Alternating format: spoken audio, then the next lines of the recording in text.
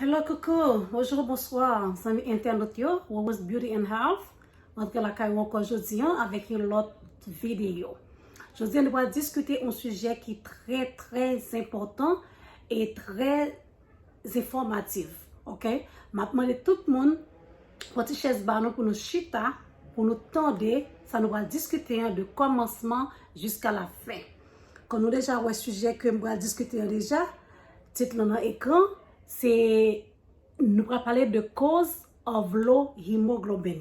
Qu'est-ce qui cause hémoglobine du monde quand bas.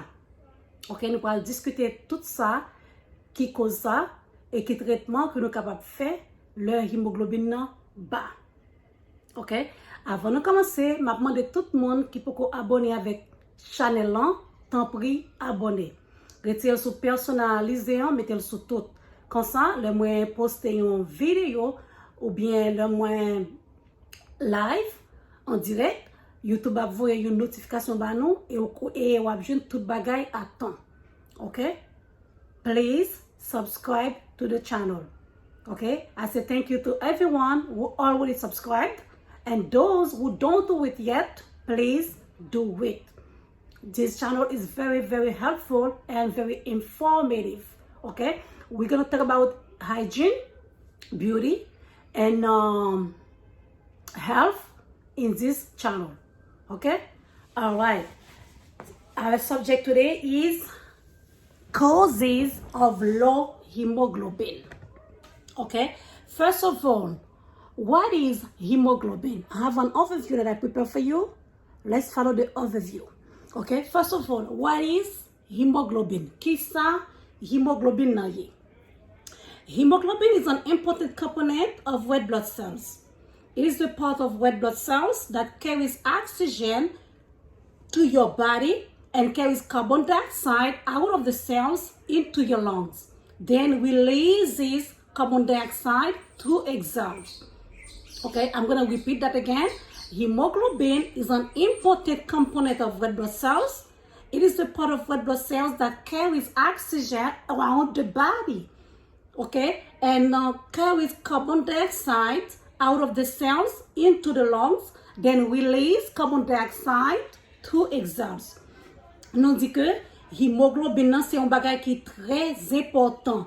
C'est un composant de globules rouges que lié, li transporter oxygène dans le corps et puis li transporter carbon dioxide out of the cells, sorti dans cells yo, aller dans poumon. And then carbon dioxide ou breathe it out, l'on respire. Okay? You breathe in oxygen and you breathe out carbon dioxide. Okay? All right. Now we're going to discuss causes of low hemoglobin. What are the causes of low hemoglobin? There are a variety of causes of low hemoglobin. Okay? I'm taking some example of some of them. First of all, we can take iron deficiency anemia. Okay? Iron deficiency anemia is one of the causes of low hemoglobin. Pregnancy is another cause. Extreme physical exercise is another cause. Chronic disease, burn, lung disease, excessive smoking. Those are some examples of low hemoglobin. We can take a sickle cell anemia. Sickle cell anemia is a genetic disorder that causes a reduction in red blood cells and hemoglobin. We also have thalassemia. Thalassemia is another genetic disease that prevents hemoglobin from functioning properly. Okay? Those are some examples of low hemoglobin. Okay? Let me mention something. For pregnant women who have low hemoglobin, most of the time doctors consider it as normal because when a woman is pregnant, most of the time they have low hemoglobin. Okay? Also for athletes often have low hemoglobin. Okay? If someone is an athlete and your hemoglobin is low, don't consider it as bad. Okay? Because most of the time athletes have low hemoglobin. The normal range of hemoglobin for women is between 12 to 15. And for men, it is between 14 to 18. If you're an athlete, and your hemoglobin is low, most of the time it is normal because you sweat a lot, you run a lot, okay? I remember when I was young, I used to have low hemoglobin all the time, okay, because I was an athlete. I used to play soccer for about 15 to 16 years, running a lot, playing soccer a lot. Sometimes I go to a soccer field, I run more than 5, 6, 7, 8, 9, 10 times of the round of the field. After that, I feel good. I go home, shower, eat, and relax myself. My hemoglobin level used to be low, but my doctor back home never told me that. My doctor never told me that athletes often have low hemoglobin level. I knew that when I came in here, going to college and start studying science. And I heard about it. I learned about that. Since that time, I don't bother myself again when my hemoglobin level is low. But now this is a different story, okay? And then for a woman, if your hemoglobin level is between 8 to 11, it is abnormal. It is a level B. It is a concern, but not critical. But if your hemoglobin level is lower than 8, okay, it is critical. You must do something. You must go to your doctor. You must get some iron supplements. You must get some medication to boost up your hemoglobin level, okay? Lower than 8, you might need blood transfusion. And if you don't want that thing happen to you, just always take your iron supplement and boost up your hemoglobin level. Because I know some people don't take blood transfusion, like Jehovah's Witness, due to religion beliefs. And then some people due to culture too. They don't take blood transfusion, okay? So just keep yourself healthy to prevent to have low hemoglobin level, okay? We say the normal range for women, again, is between 12 to 15 grams per deciliter. And for men, it is between 14 to 18. But for children, it is vary, depending of the age, okay? Now, nous sommes parlé qui ça qui cause moun ka genyen low hemoglobin level.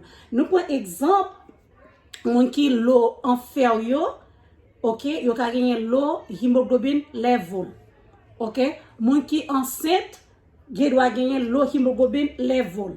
Nous dit moun ki fait exercice en pile, tant que moun ki athlète yo, hemoglobin yo gen doit low. C'est une cause sou ki ka fait moun nan genyen hemoglobin ni bas. Nous dit moun ki chronic disease yo, moun ki brûlé, moun ki gen malade nan poumon yo, ça le long disease là. Nous dit moun ki fume en pile yo, ok, bagay sa ou gen doit cause moun nan gen low hemoglobin level. Gen doit cause moun nan genyen hemoglobin ni bas. Et nous parlons tout de monde qui gagne sickle cell disease, sickle cell anemia. C'est un bagage que mon on est avec lui, c'est un bagage qui passe de parents à petit, ok? Ça qui cause mon gagne low hemoglobin level, ok? Now we're gonna discuss about signs and symptoms of extremely low hemoglobin level. Okay, what are some signs and symptoms of low hemoglobin level? We can take fast or irregular heartbeats, okay, pale skin and gum, fatigue, muscle weakness, frequent bruises, recurring headache, like people who have frequent headache all the time, okay? Those are some of the signs and symptoms of extremely low hemoglobin level. Ok? Nous allons discuter qui ça qui cause mon qui ça qui cause hemoglobin mon kon réellement bas. ok, nous dit que moun qui gagne cœur qui bat vite, ok, nous dit moun qui gagne cœur là cœur à battre, il pas régulier, parfois moun cœur moun qui doit battre de 70, 2080, après 2000 aller over 100, aller over 100 combien, comprendre? Ça qu'on cause moun nan gen low hemoglobin level, ça qu'on cause moun nan gen hemoglobin qui réellement bas. OK, nous parler de couleur peau moun tout parfois moun nan kon gen peau li qui kon gen couleur pâle, OK, gencive li moun kon fatigué, moun kon se fatigué tout ça c'est zone yo a crasé, ça ou des fatigue musculaire non. OK, ça ce sont des bagages qui cause moun nan gen un hémoglobine qui réellement bas. Moun nan kon gite fait mal souvent et puis qu'on a pas en ça sans qu'on a aussi non pour moun nan tout ça cause moun nan gen extremely low hemoglobin level. Quand on va discuter common causes of anemia, what are some of the common causes of anemia? Okay, we can take an example of being deficiency in iron, vitamin B12 or folate. Okay, we can take on leukemia, low white blood cells. We can take on blood loss, exterior or interior. We can also take on bruises in your lips, hands, skin. When you go to your doctor and you have anemia, the first thing that the doctor is checking is your skin to see if you don't have any bruises in the skin. They can also check your lips if you don't have any some cracks. If your lips are dried and full of cracks, they can find some blood coming out of your lips.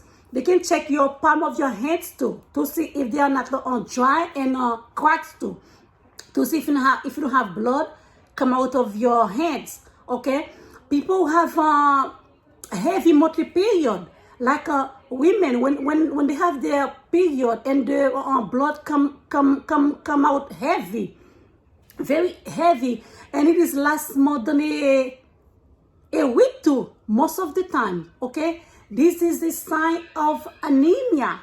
When you go to your doctor, if you're bleeding heavy every month, let your doctor know that. Okay, and you need to check with your gynecologist too, because most of the time people have a heavy monthly period. It is a sign of fibroid.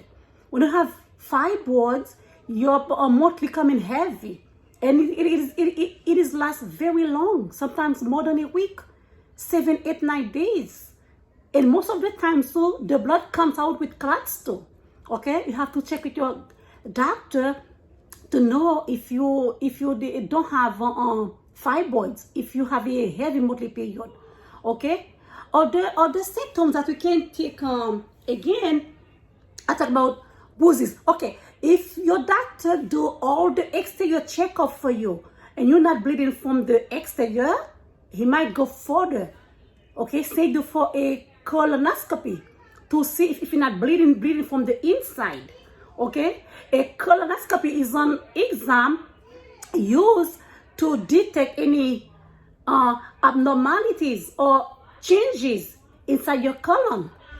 Okay, if you have a colon cancer, they can discover that it can cause anemia if you're bleeding inside. Okay, how do the doctor do the colonoscopy? They use a flexible tube that they call a colonoscope with a tiny camera attached to the tube, and they insert it in your rectum. Okay, and with this camera, they can visualize inside your intestine to see what's going on. If you have bleeding, that means it is a sign for colon cancer.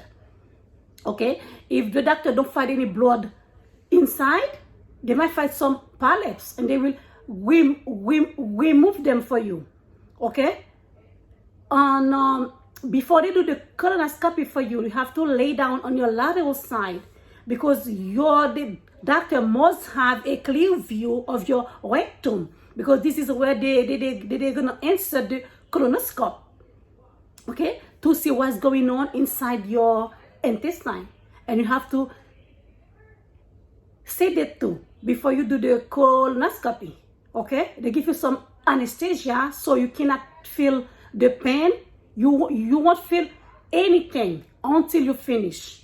Okay, this is the exam that they do to detect if you don't have any blood inside your intestine. Okay, they call it again colonoscopy. All right.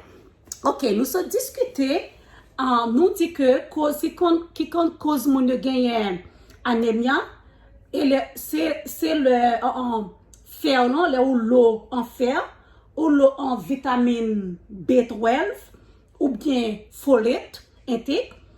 Ok, les globules blancs yo bas, le ou gagne règle le mois et sans vini en pile. Ok, docteur kon découvrir ça yo, tant que c'est cause qui capable faire hémoglobine en bas. Ok, m'parle nous tous si docteur pas joindre aucun côté de yo que nous a bas sang, li capable envoyer nous faire une colonoscopie pour yo découvrir est-ce que nous avons un cancer du côlon. Ok, moi expliquer tout cancer du côlon, yo fait li pour yo checker si nous pas gagner aucune abnormalité ou bien aucun changement en dans intestin. Si docteur vient découvrir nous gain cancer, ok, il y a plus bon pour nous prendre traitement bonheur au lieu de nous tendre pour pita.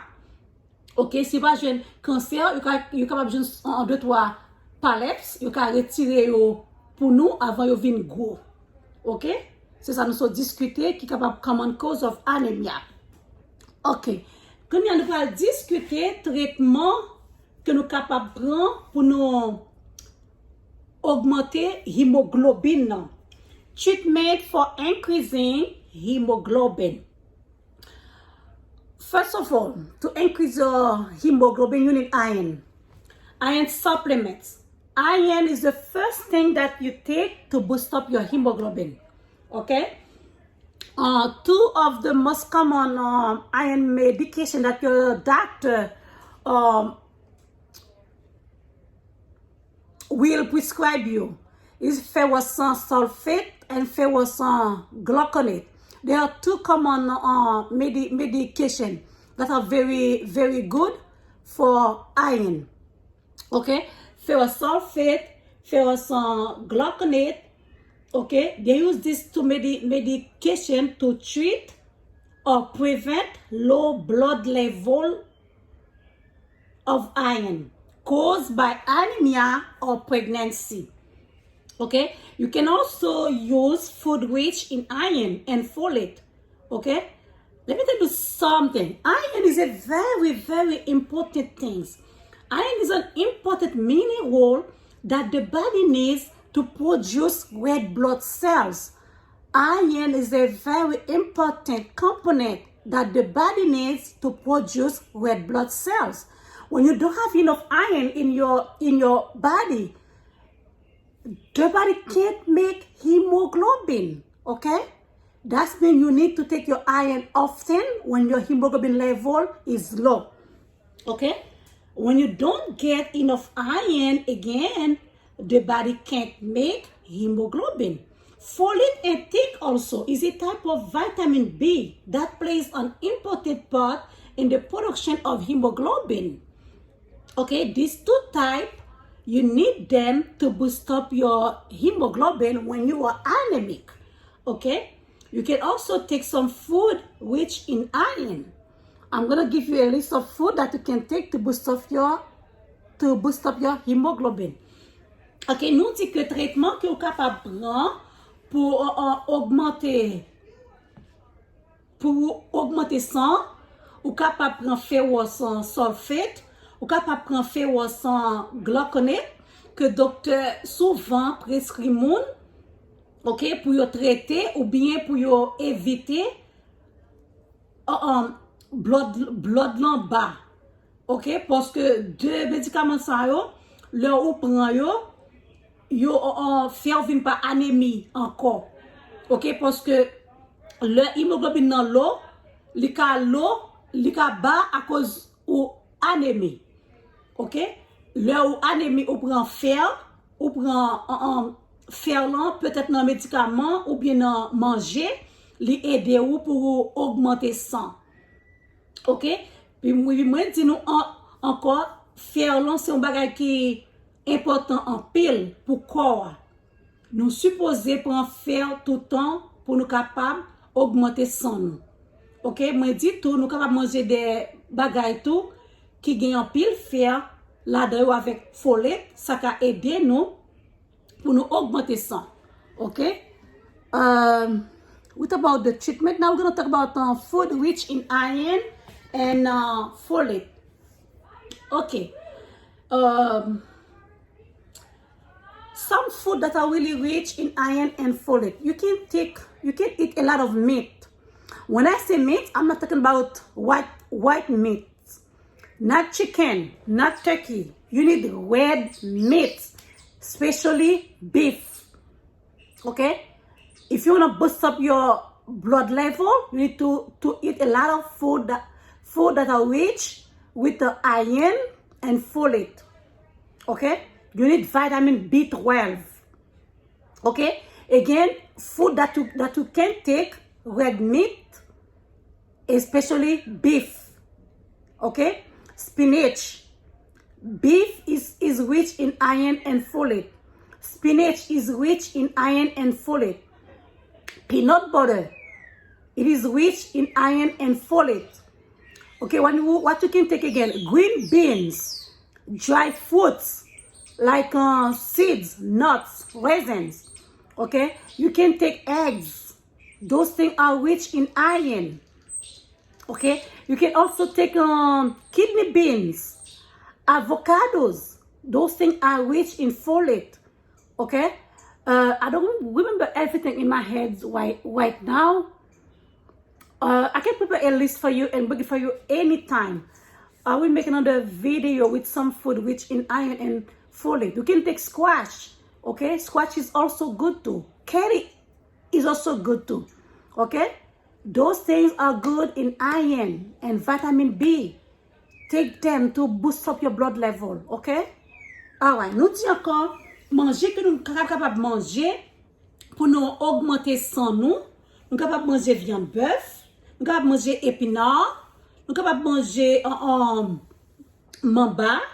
mamba, bagay ça yo gen un pile fer avec folate là-dedans yo. Nous sommes capables de manger œufs, surtout œufs bouillis. OK, nous sommes capables de manger poivette, pois rouge. OK, dry fruits yo like raisin, seeds, nuts, bagay ça yo bon pour yo augmenter sang. Nous dit capable prendre pois rouge, ça nous les kidney beans non. Excusez, nous capable prendre zaboka. Tout bagay ça yo riche en fer et en folate qui peut augmenter hemoglobin level nous. Les levels en bas. OK? C'est tout ça que me gagne pour nous. On l'autre là va préparer une liste pour nous. Et puis, m'a dit nous tout ça que nous sommes capables de manger pour nous augmenter sang. OK? Now we talk about the treatment. We talk about the food that you can eat, food that are rich in iron and folate, or patient education. Okay. How could I educate my patients? Okay. Advices that I have for you. I know iron is very important for the body, but do not take too much iron. Take iron in moderation. Okay? Don't eat too much things that are full in iron at the same time. Iron is important for will, but too much iron is not good. Okay? It can get you constipated. Okay? You can have nausea. You can have vomiting. You can have a disease on your liver. Okay? Too much iron is not good.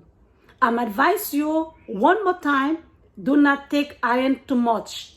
Iron is very good for the body, but you have to take it in moderation. Okay? And one more thing, you have to check with your doctor all the time. Every 3 to 6 months, go to your doctor. Have your blood test to always check your hemoglobin level. Okay? If your hemoglobin level become normal, your doctor will let you know to stop your iron medication, because too much iron is not good. You have to take it, but not too much. Okay? All right. Ok, moi just dis nous, conseil que moi gagne pour nous, fer là, c'est vrai, il est réellement bon pour corps, mais pas prendre fer là en pile. Ok, pas prendre trop bagages qui est trop fer ensemble. Parce que les fer là viennent trop dans sang, les on fer là trop, il pas bon pour vous. Les ca vinn cause yon disease non qui agit sur foie ou. Et ca vinn cause constipé. Les ca vinn cause à vomir tout le temps. OK? Il pas bon pour prendre trop fer. Et puis moi dis nous toujours quand docteur non consulter avec your HCP qui c'est your healthcare providers. OK, toujours avec docteur ou pour toujours faire blood test pour connaître les vols hémoglobine. OK? Je conseille nous faire ça chaque 3 à 6 mois. Docteur nous a toujours dit qu'il pour nous retourner. Mais pas jamais oublier le rendez-vous nous. Toujours aller à la docteur nous, faire check-up nous et puis toujours demander docteur qui niveau sans pour nous pas continuer à prendre un paquet de fer que nous pas besoin encore. OK? Parce que nous supposons contrôler sans nous tout le temps. Parce que sans ça, 623 bas, nous allons arriver à un côté, nous allons prendre blood transfusion. Et ce n'est pas tout le monde qui remet blood transfusion. Non. Nous connaissons témoin Jéhovah, pas prendre sang. Nous connaissons des gens à cause de culture, yo pas prendre sang. Comprenez? Des gens qui pas arrivé à un niveau pour yo al prendre sang. Toujours manger des bagages qui riches en fer et en vitamine B pour nous B sans nous normal. Vitamine B12 là, il bon en pile. OK? I think that's it. Okay, that's it for today. I'll say thank you to everybody, everyone who's taking the time watching the video from the beginning to the end. I say thank you to you all. Okay, and don't forget to subscribe to the channel. Please subscribe. If you like my video, if you like my information, okay, please give me some likes. Like, comments, share. Okay, if you have some question for me, leave some questions below in your comments and I will get back to you as soon as possible. Okay, I will always get back to you. Okay, ask questions, leave comments. Okay, thank you again for watching the video. This is again Wu's Health and Beauty. Ok, moi dis merci à tout le monde qui te prend temps yo pour regarder vidéo ça de commencement jusqu'à la fin. Je connais vidéo ça, c'est une vidéo qui est réellement informative. Ok, je connais bien un peu de choses que nous pas connaître et que nous apprenons aujourd'hui. Ok, si nous aimons le travail que moi fais, tant pis, bon love là. Ok, bon cœur, bon like, partagez. Ok, n'a pas anémie ou même, mais au cas une famille ou un ami ou mon famille qui a anémie. Ok, information ça est bon pour vous en pile. Ok, tant pis, partagez vidéo avec vos amis, vos familles, tout le monde que vous connaissez qui a besoin, faites arriver loin. Et puis bon like là. On l'autre là m'a porté un plus bon vidéo pour nous. C'était avec nous encore Wu's Beauty and Health qui était avec nous encore aujourd'hui dans sujet low hemoglobin. OK? Ciao. À bientôt. Bye bye.